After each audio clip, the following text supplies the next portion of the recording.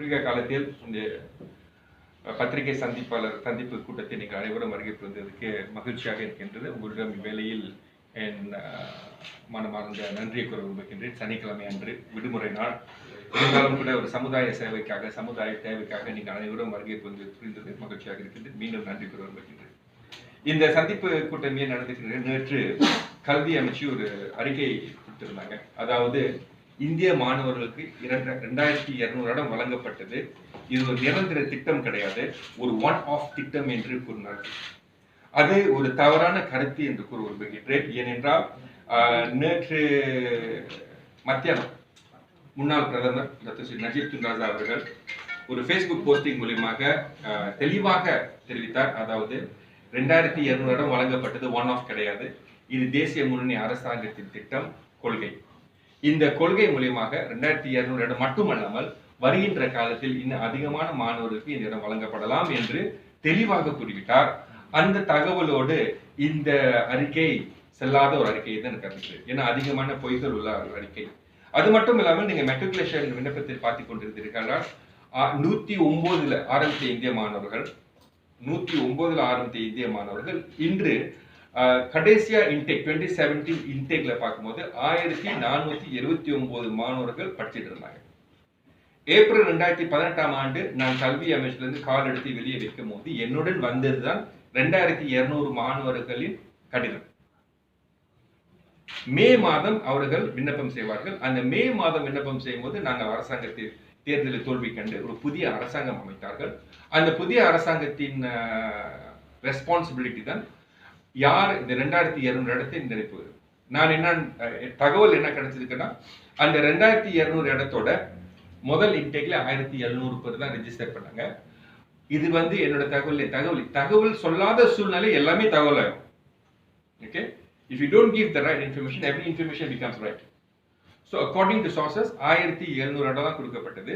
அந்த மீதம் 500 இடம் எங்க போச்சு?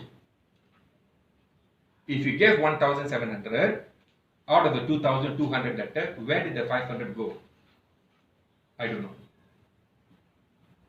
We all don't know. So never mind. இருக்கிற தகவல் 1700 தான் கொடுத்தாங்க.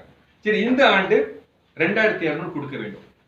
அறிக்கையில் நான் ஆவலாக எதிர்பார்த்தது ஏதாவது ஒரு வரிசையில் இந்த ஆண்டு இந்திய மாணவர்கள் இவ்வளவு இடம் வழங்கணும் என்று தெரிவித்தார். இன்று இந்த சந்திப்புக்கு தேவையே இல்லை. எல்லா தகவலும் இருக்கு, உண்மையான தகவல், பொய்யான தகவல் எல்லாமே கொடுது. ஆனா கேட்ட கேள்விக்கு தகவல் மட்டும் இல்லை. எத்தனை மாணவர்கள் இடம் வழங்கப்பட்டது? இன்னும் அதான் கேட்டுக்கொண்டிருக்கிறேன். எனக்கு தெரிஞ்சு ஏறத்தாழ ஒரு 6000 மாணவர்கள் மேல விண்ணப்பம் போட்டிருப்பாங்க தெரிஞ்சு. Because last year I can still remember at end of December 2017, okay, nearly more than 6000 students applied. Out of the 6000 students who applied, நம்ம 2200 பேர் கிடைக்கும். நிச்சயமாக அந்த 6000 எண்ணிக்கை அதுல தான் இருக்கும். அவ்வளவு பேர் தான் எழுதி போட்டிருப்பாங்க. இந்த 6000 மேல் மாணவர்கள் எழுதி போட்டு எத்தனை பேர் கிடைச்சிருக்கு? இது நான் மட்டும் கேட்குறேங்க. அரசாங்கத்தில் உள்ள அமைச்சர்களும் துணை அமைச்சர்களும் நாடாளுமன்ற உறுப்பினரும் கேட்கிறாங்க. அவங்களுக்கு கூட தெரியல. எதுனா அவ்வளவு பெரிய உலக ரகசியம். They only want to know how many students got. We can call each matriculation college and find out, but is that the way to be done? No, it's not. So இப்ப நான் என்ன சொல்றேன்னா, நாம் இந்திய மாணவர்களுக்கு இந்த இடத்தை வழங்கப்பட வேண்டும். 2200 மாணவர்கள் மெட்ரிகுலேஷன் கல்லூரி 17 கல்லூரி இருக்கின்றது. இந்த 17 கல்லூரியில் தயவு செய்து 2200 மாணவர்கள் இருக்க வேண்டும். 2, முன்னாள் கல்வி அமைச்சின் துணை அமைச்சர் என்ற முறையிலும் இந்நாள் மலேசிய இந்திய காங்கிரசின் கல்வி பிரிவு தலைவர் என்ற முறையிலும் இந்த மெட்ரிகுலேஷன் பயணம் எனக்கு நெருக்கமான ஒரு பயணம். 2013 ஆண்டு நான் கல்வி அமைச்சர் துணை அமைச்சராக போகும்போது ஒரு வாரத்திலே, நான் அப்பதான் பதவிக்கு ஒரு வாரம், அந்த ஒரு வாரத்திலே தலையங்கம் துணை கல்வி அமைச்சர் என்ன செய்தார். செம்மாடி.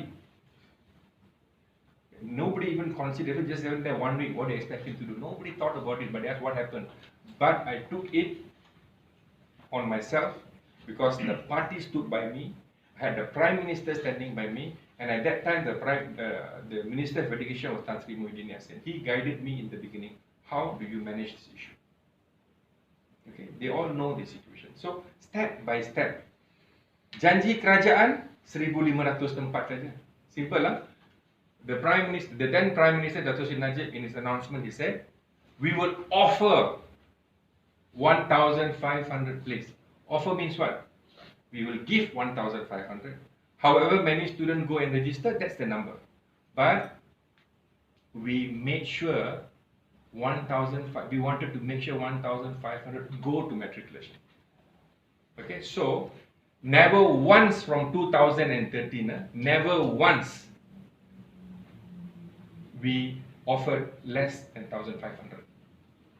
Minimum I've offered from 2006 is 1,850. Paling kurang saya bagi 1,850.